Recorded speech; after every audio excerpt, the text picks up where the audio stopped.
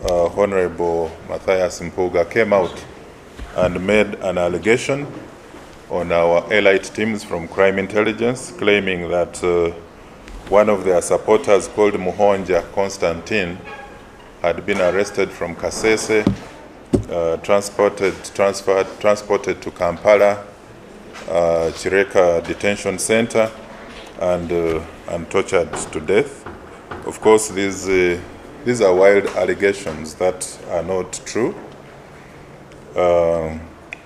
Although Honorable Matthias Mpuga suspected foul play, we are happy to inform him, the bereaved family and the public, that an inquest was conducted by a coroner who exonerated the police after the death of 80-year-old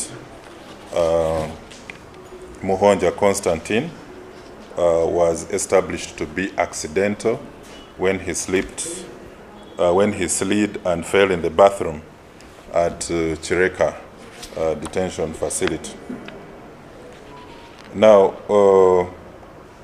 the facts that we have indicate that after the arrest of 4 suspects who attacked Busika police station, that is Katende Moses, alias Mao, a 19-year-old resident of Kutano, Jinja Karoli Kawempe, together with Abdulatif Balikowa, alias Muzei, alias Bako, alias Chalimpa, aged 54, also of Maganjo zone, together with Adam Weduma Guloba, alias Rasta, alias Frank, alias Kabembe, of Kazo, Angola zone, and Musana Faisal, 19-year-old of Busei village in Iganga.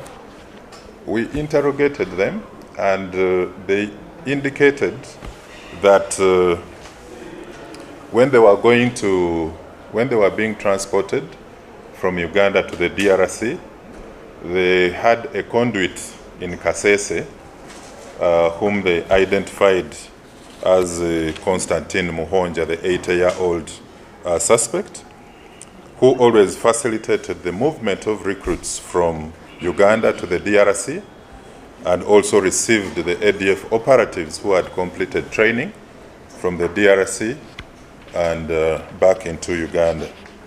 So those were the grounds under which our CI task teams were led by the 4 suspects up to Kasese, and they arrested Muhonja Constantine.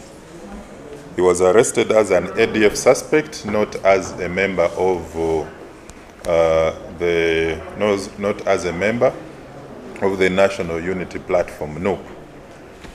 We don't see reason as to why we should target members of the position. We go for individuals who are engaged in hostilities against Ugandans. It is unfortunate that the victim collapsed and died while in the bathroom. It's quite common, especially with the advanced age. So all the rightful procedures were followed, beginning with an inquest to identify the person who died, the date and place, the cause and manner of death. So during the coronial investigation, sufficient documentary evidence was gathered. 12 suspects with whom the victim shared custody were interviewed, and cause of death was established as an accidental fall death that led to a fatal chest injury. So there was no misconduct, torture, or ill treatment by the police against the victim while in custody. So we want to simply warn individuals and groups, especially from the opposition, to stop this witch hunt of our specialized crime suppression groups, and instead focus on eliminating individuals who are allegedly involved in acts of hostilities against Ugandans and in violation of the rule of law in our country.